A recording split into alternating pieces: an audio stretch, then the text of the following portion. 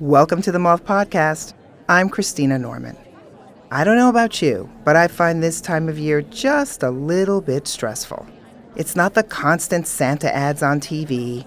It's not the long, dark days. It's the pressure to give the perfect gift to everyone you love.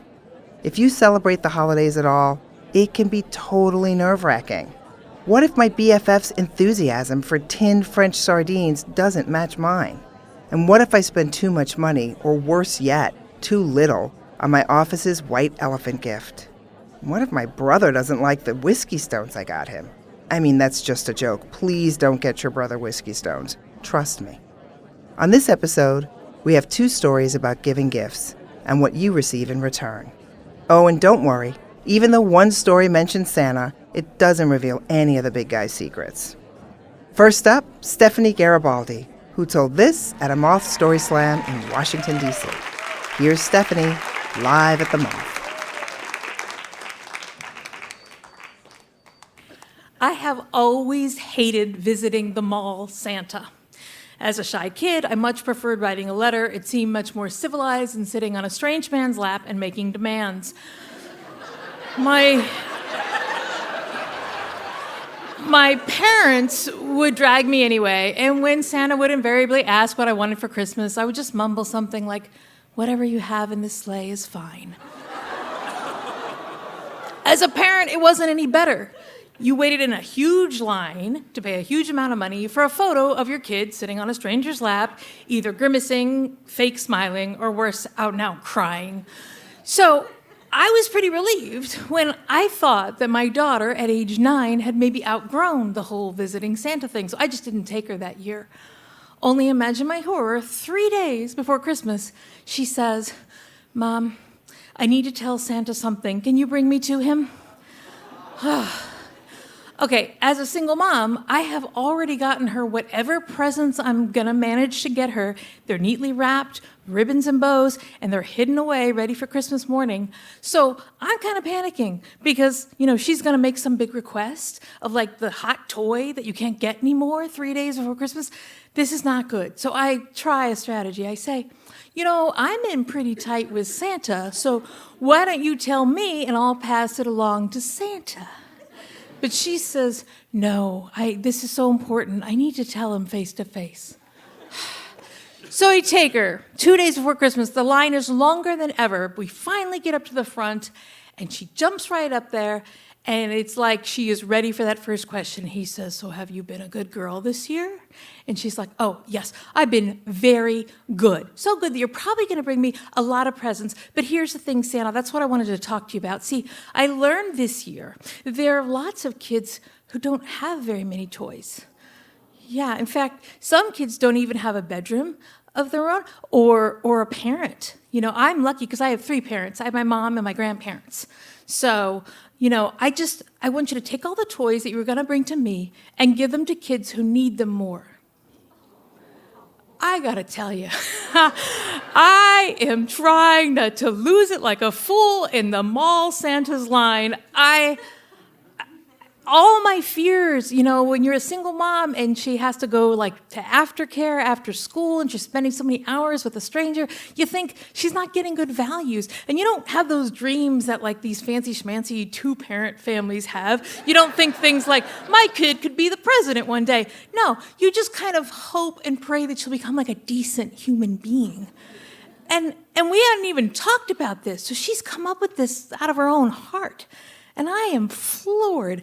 And then I saw something I've never seen before. Santa's taking it pretty hard, too, because I see him wipe a tear away from his cheek. And he gets himself together. He kind of harumps a little bit, and then he says, "Well, it's a privilege to honor such a request, and I will." He said, "But I think I can also find a few extra gifts for a sweet girl like you in my bag. So I'll bring you something, too." And she's happy, and she says, "Thank you, Santa." And she reaches up and gives him this big hug. And we're making it off to the car, and she holds my hand on the way to the car. I'm still trying to get myself together. I'm speechless still. And I put her in her little car seat in the back, because even though she's 9, she's tiny, and she still fits in one of these car seats. And we're heading off from Anne Arundel Mills, and I get onto 295, and that's when I've kind of gotten myself together enough, and I take a deep breath, and I just glance in the rearview mirror briefly at her, because I don't want to risk, injuring this beautiful future Nobel Peace Prize winning person. So just glance, and I say, that was a really kind thing that you asked Santa for. It made me very proud. And she said, "Oh, I didn't mean it." So, yeah. So I hit the brakes, and I go off onto the shoulder of 295, even though you're not supposed to, just so I can turn in my seat and say, "Excuse me? I'm sorry, what did you just say?" And she said, "Well, as you know, I haven't been very good this year." So I thought if I asked Santa to give my gifts to other kids, that he would be fooled and think that I'm this amazing kid, and he would bring me gifts anyway. And then she says, "And it worked."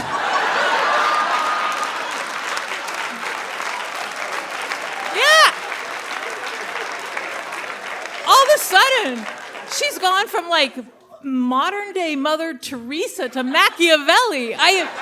I am so upset that I've only had 15 minutes to relish in the joy of this moment before it was cruelly ripped away from me. And part of me, I'm not gonna lie, part of me is proud because she thought of this, But the bigger part of me is concerned. And also, she's missed the big picture, and she has bet on the wrong horse, not understanding the Santa mother thing. So, and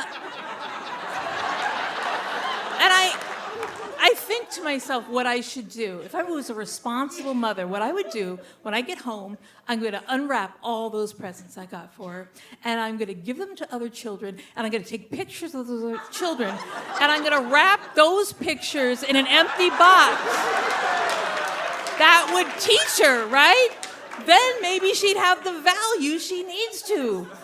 But who has the time and the energy to do that when you're a single mom?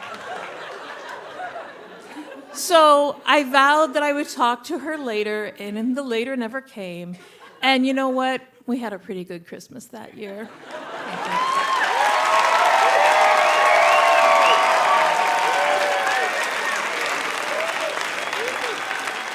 That was Stephanie Garibaldi. Stephanie describes herself as the hardest working story coach in the DC metro area, maybe even the world. As the director of Story Extreme, she runs monthly storytelling shows in Alexandria while teaching classes all over. Speaking of the perfect gift, my favorite gift of all time was my cork-fetching half-Siamese cat Cleo. A present from my then-boyfriend and now husband Charles. She popped out of a wet cardboard box one December night and sealed the deal. Rest in peace, Cleo. On the theme of gratitude, I'd be remiss not to mention that the gift of story always fits. I work for the Moth. What else can I say? We're in the midst of our year-end donation drive. So if any of the Moth stories have touched you and you want to share them with other people, you can support our mission by going to themoth.org or text GIVE24 with no space in between to 78679. Your support helps us bring storytelling workshops to students and community groups around the country. Once again, that's themoth.org or text GIVE24 with no space in between to 78679. Next up, here's Justin Werfel, who told this at a Story Slam in Boston. All right. 2-1. That was the score. My father is not an easy man to give presents to. It's not that he doesn't like surprises. It's more that he doesn't like anything. And he's not shy about saying so.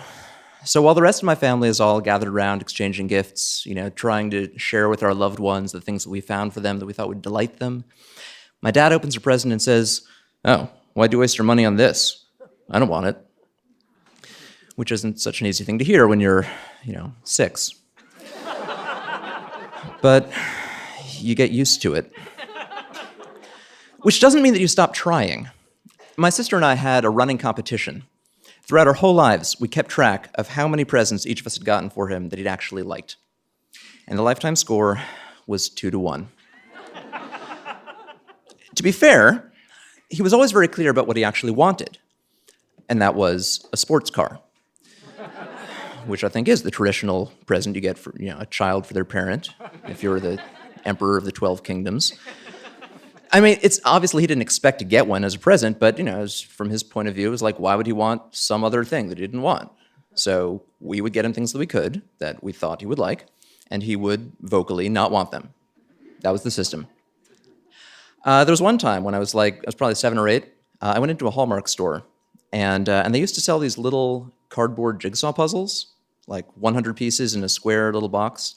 Like there was a section of the store devoted to these, which actually, like now that I'm looking back on this and saying this out loud, strikes me as really kind of strange. Like 100-piece jigsaw puzzles, that's a really specific niche audience. I mean, you've got to be enough of a control freak to enjoy setting things in order for recreation, but also too impatient for something that's going to take you more than a couple of minutes. Anyway, I used to be really into these. I had a whole collection.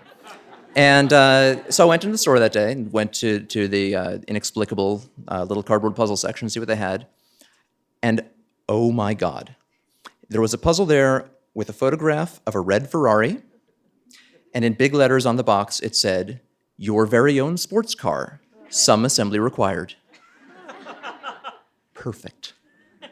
I could not wait for the next gift-giving occasion to come around. And when it did, my dad opened the carefully wrapped package I gave him, and he looked at it and said, "Oh, why'd you get me this?" And it may have been that some disappointment showed in my face, because he handed it back to me, and he said, "Here, you take it. You'll use it." I didn't really. A few years ago, I was thinking about this puzzle. It was so symptomatic. Of all of the things that I got him over the years that he couldn't stand, that one might have been the best. It was so ideal in so many ways. And it turned out that I wasn't the only one thinking about it. A month later, I was visiting home, and my dad just started talking about it out of the blue, totally unprompted.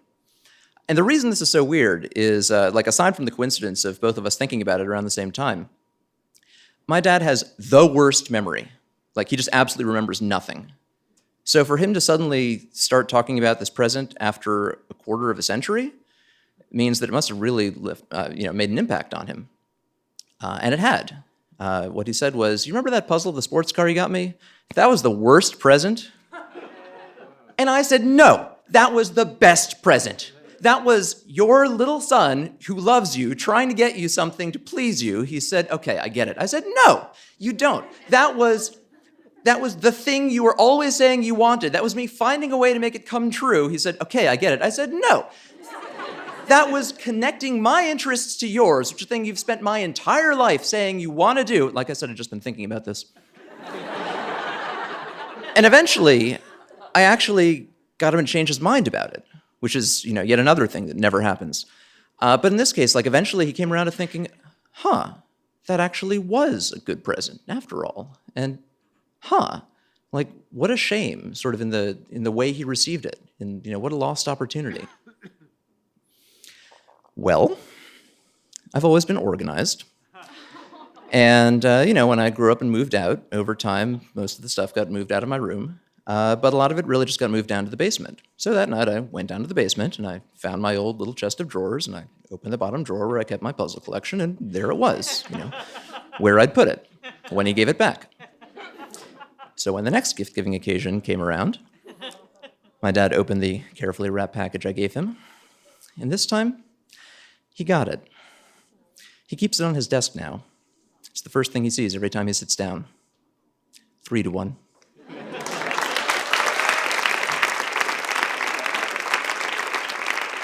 That was Justin Werfel. Justin is a research scientist at Harvard, where he studies collective intelligence in systems from robots to termites.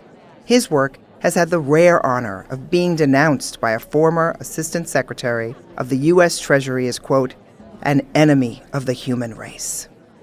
That's it for this episode.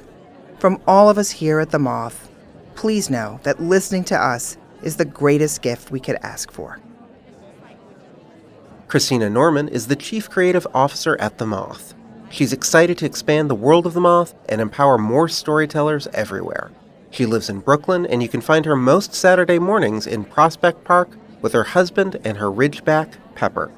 This episode of the Moth Podcast was produced by Sarah Austin Jeunesse, Sarah Jane Johnson, and me, Mark Solinger. The rest of the Moth leadership team includes Sarah Haberman, Christina Norman, Jennifer Hickson, Meg Bowles, Kate Tellers, Marina Kluche, Suzanne Rust, Leanne Gully, and Patricia Ureña. All Moth stories are true, as remembered by their storytellers.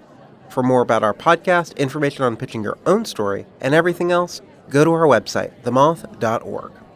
The Moth Podcast is presented by PRX, the Public Radio Exchange, helping make public radio more public at prx.org.